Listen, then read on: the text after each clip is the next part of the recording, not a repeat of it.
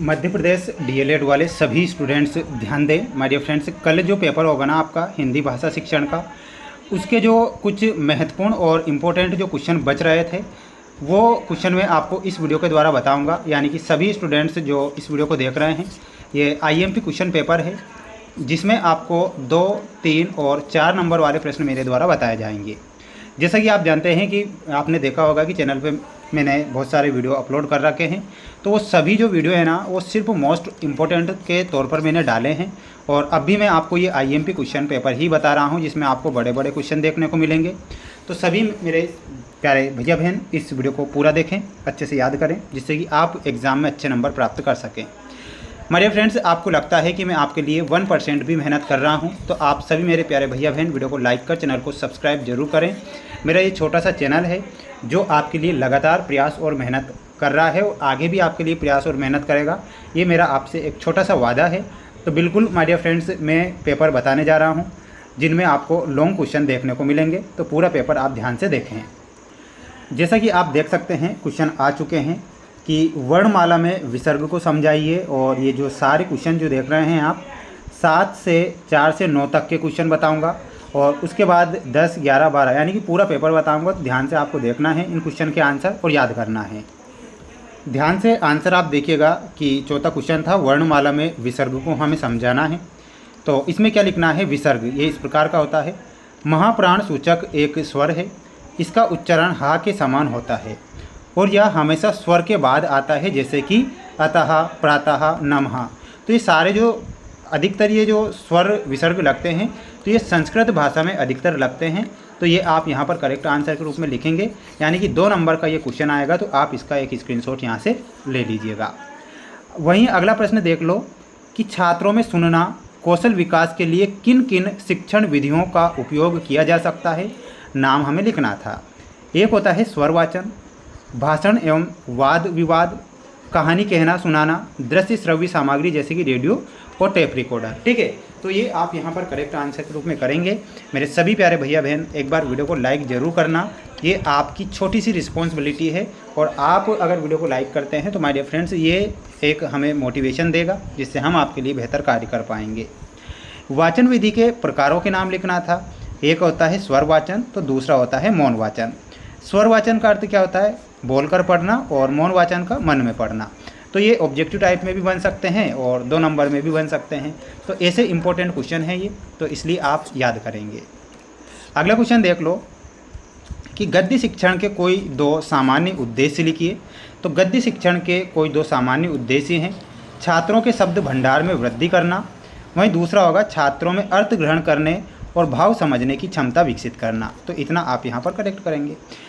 अब देखिएगा अगला क्वेश्चन है आपकी स्क्रीन के सामने। जैसा कि प्रश्न क्या है आपका कि व्याकरण शिक्षण के कोई 2 सामान्य उद्देश्य लिखिए।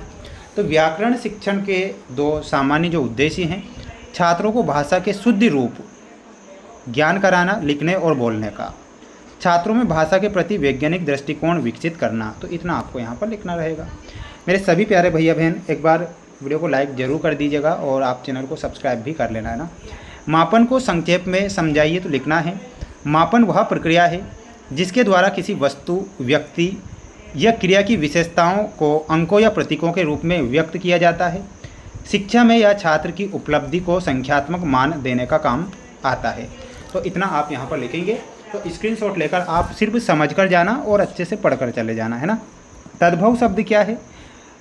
वे शब्द जो संस्कृत से उत्पन्न हुए हैं लेकिन समय के साथ उनके रूप में थोड़ा परिवर्तन आ गया है, उन्हें तद्भव शब्द कहते हैं। जैसे कि अग्नि, अग्नि से आग हो गया, दुग्ध, दुग्ध से दूध हो गया। तो इस प्रकार के शब्द होते हैं, वो क्या होते हैं? तद्भव शब्द होते हैं। तो ये आप यहाँ पर करेक्ट आंसर कर दीजिएगा।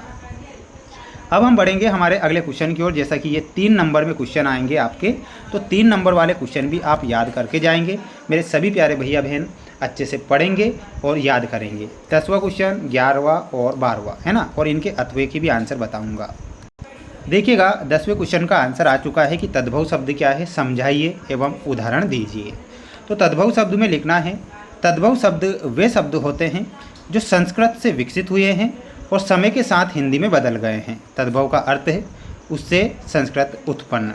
उदाहरण के लिए अग्नि से आग हो गया और दुग्ध से दूध और सूर्य से सूरज हो गया।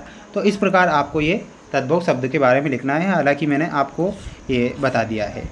अब देख लीजिएगा, अगला क्वेश्चन है अथवा में विदेशी शब्द क्या है, कौन सी प्रमुख विदेशी भाषाएं इसमें आती है, उदाहरण सहित लिखिए में। देखिएगा, जो शब्द विदेशी भाषाओं से हिंदी में आए हैं उन्हें विदेशी या विदेशज शब्द कहते हैं। प्रमुख भाषाएं और उनके उदाहरण नीचे दिए गए हैं, जैसे कि आप देख सकते हैं। अंग्रेजी में स्कूल, पेन, डॉक्टर। अरबी में वकील, अदालत, अमीर। फारसी में चश्मा, दुकान, नमक। पुर्तगाली में बाल्टी, गमला, अलमारी। इस प्रकार है ना। अब देख लो, 11वां क्वेश्चन है आपका, शिक्षक द्वारा बच्चों में सुनने की आदत के विकास के लिए क्या क्या करना चाहिए। तो क्या क्या करना चाहिए?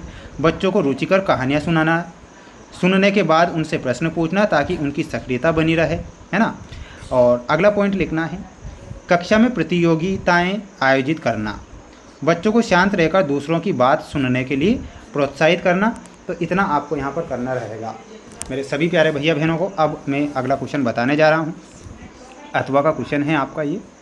और प्रश्न आपसे कहता है कि बच्चों में सुनने की आदत के विकास के लिए एक गतिविधि विकसित कीजिए। तो गतिविधि संदेश पहुंचाओ, ठीक है। तो जो गतिविधि होगी वो क्या होगी?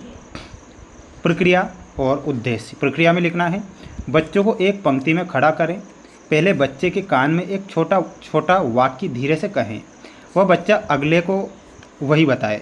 उद्देश्य, अंत में अंतिम बच्चे से वाक्य पूछें, यदि वाक्य सही रहता है तो बच्चों की एकाग्रता और सुनने की क्षमता बढ़ती है, ठीक है। तो ये आपको करना रहेगा, और आप टीचर बनेंगे, शिक्षक बनेंगे तो बच्चों को इसी प्रकार आपको समझाना पड़ेगा, सिखाना पड़ेगा, है ना। बिल्कुल ईश्वर से प्रार्थना करूँगा कि आप सभी टीचर बने, प्राइमरी स्कूल के बिल्कुल छोटे छोटे बच्चों को पढ़ाएं। लेखन कौशल के विकास में सुलेख की क्या भूमिका है? तो लिखना है, सुलेख की लेखन कौशल में महत्वपूर्ण भूमिका रही है। यह लिखावट को स्पष्ट और आकर्षक बनाता है, इससे छात्र की एकाग्रता और धैर्य बढ़ता है। सुलेख के माध्यम से अक्षरों की बनावट और शुद्धता में सुधार होता है। इतना आप कर दीजिएगा, है ना। और ये अथवा का क्वेश्चन है माय डियर, लेखन कौशल के विकास में श्रुत लेख क्यों आवश्यक है, समझाइए। तो इसमें आपको ये पॉइंट लिख कर आना रहेगा कि वर्तनी की शुद्धता, सुनने की क्षमता और गति, है ना। इतना आप यहाँ पर करेक्ट करिएगा। मेरे सभी प्यारे भैया बहनों को मेरे द्वारा जो प्रश्न बताया जा रहा है ना, आपसे मैंने पहले भी क्या कहा था कि मैं IMP क्वेश्चन ही बताता हूँ, है ना। हालांकि मैंने चैनल पर बहुत सारे वीडियो भी डाल रखे हैं और सभी मोस्ट इम्पोर्टेंट क्वेश्चन हैं, तो आप उन्हें पढ़ें और अच्छे से प्रयास मेहनत करें। मेरा ये प्रयास है और मेरा एक छोटा सा चैनल है जो आपके लिए प्रयास मेहनत लगातार कर रहा है। बिल्कुल मेरे सभी प्यारे भैया बहन चैनल को सब्सक्राइब जरूर करें। अगर आपको मेरी मेहनत वाकई लगती है कि मैं आपके लिए प्रयास और मेहनत कर रहा हूं तो आप ज़रूर करना, है ना। ऐसा कोई आपको के ऊपर फोर्स भी नहीं है कि आप करके ही रखें ना, ऐसा कुछ नहीं है। जैसी आपकी इच्छा है ना। मिलते हैं नेक्स्ट वीडियो में। जय हिंद।